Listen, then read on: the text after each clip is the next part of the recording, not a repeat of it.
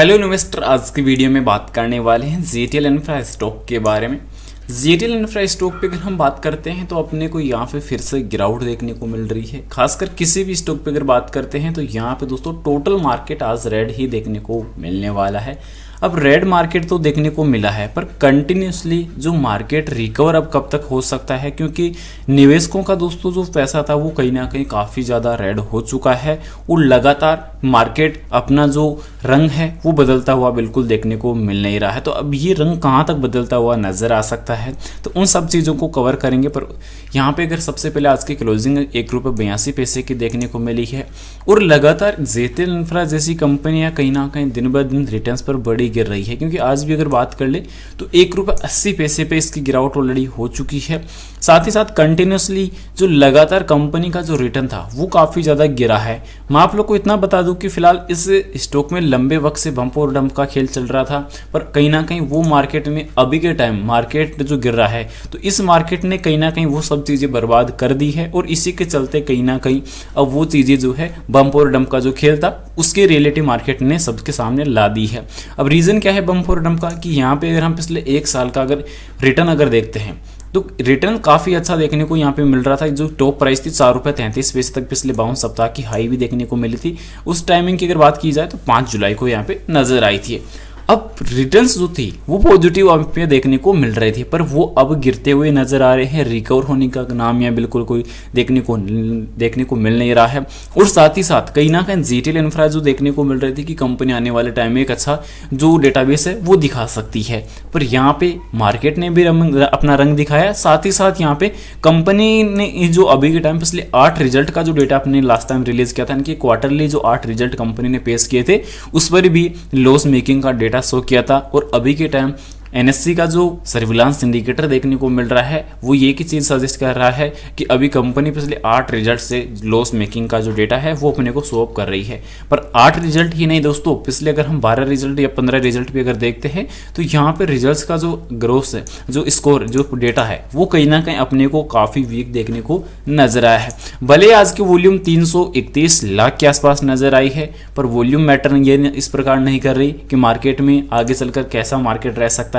पर अभी जो मार्केट में एक्चुअल बम्प और डंप की रियलिटी थी कि मार्केट में लगातार उतार चढ़ाव जो अपने को देखने को मिल रहे थे उनसे कहीं ना कहीं अपन वाकिफ हुए।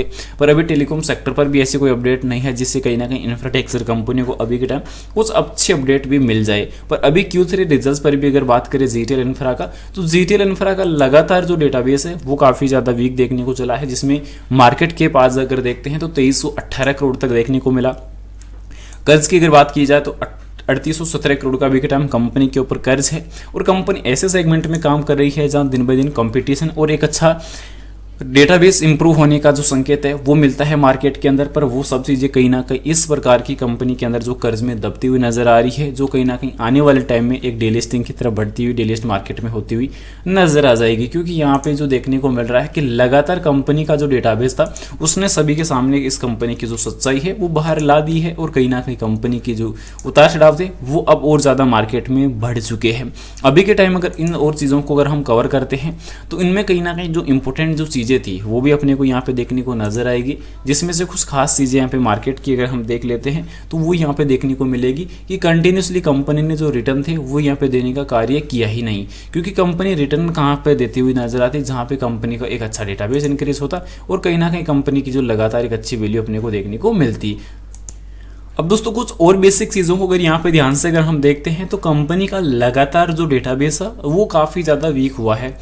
अब यहाँ पे मेन चीज़ क्या थी कि कंपनी का, मैंने आप लोगों को लास्ट एनालिसिस के ऊपर भी बताया था कि कंपनी की अभी के टाइम जो RSI इंडिकेटर है वो तेज़ी से गिर रहा है। वॉल्यूम कहीं ना कहीं रेड जोन में देखने को काफ़ी ज़्यादा नजर आ रही है और पिछले 5 सेशन से अगर हम देखते हैं तो रिटर्न्स पे गिरावट ही देखने को मिली है। ऐसी कोई चीज़ें रिकवर नहीं होती हुई देखने को मिल रही है।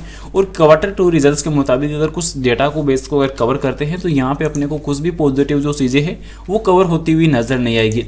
अब मार्केट की भी अगर बात करते हैं तो मार्केट में भी कहीं ना कहीं अपने को काफ़ी काफ़ी ज़्यादा जो बड़ा क्रेज है वो यहाँ पर देखने को मिला है, क्योंकि लगातार जो पॉइंट्स टेबल थे वो कहीं ना कहीं काफ़ी ज़्यादा देखने को मिले हैं। क्योंकि अभी निफ्टी जो कहीं ना कहीं अगर देखा जाए तो निफ्टी 22,850 से नीचे रहा है और सेंसेक्स 824 अंक से नीचे, सभी सेक्टर लाल पर देखने को आज मिले हैं। तो कहीं ना कहीं लगातार जो है सोमवार को आज की अगर बात कर जाए तो भारतीय रुपए दोस्तों 13 पैसे गिरकर 86 रुपये 33 पैसे डॉलर पर बंद हुआ है, जबकि शुक्रवार को 86.20 रुपये प्रति डॉलर पर बंद हुआ था। तो कहीं ना कहीं अपने को एक बार फिर से वीक पॉइंट की तरफ ये डेटाबेस देखने को मिल रहा है। तो फिलहाल अलर्ट रहिएगा। फिलहाल इस प्रकार की कंपनियों से भी दोस्तों थोड़ी समझदारी बनाने की आप लोग को आवश्यकता है कि अभी कुछ ना कुछ तो दोस्तों इसमें जो गिरावट है वो लंबी चलने वाली है। और यहाँ पे अगर देखा जाए तो हर कोई इंडिकेटर, टेक्निकल इंडिकेटर अगर देखते हैं तो वो यहाँ पे बेरिश ही देखने को मिल रहा है। तो वीक पॉइंट यहाँ पे देखने को मिल रहे हैं। प्राइस वॉल्यूम परफॉर्मेंस की अगर बात की जाए, प्राइस एंड वॉल्यूम दोस्तों कहीं ना कहीं वो भी अभी के टाइम काफ़ी ज़्यादा वीक है। ऑलमोस्ट 4 करोड़ शेयर आज BSE NSE दोनों पर ट्रेड भले हुए हैं,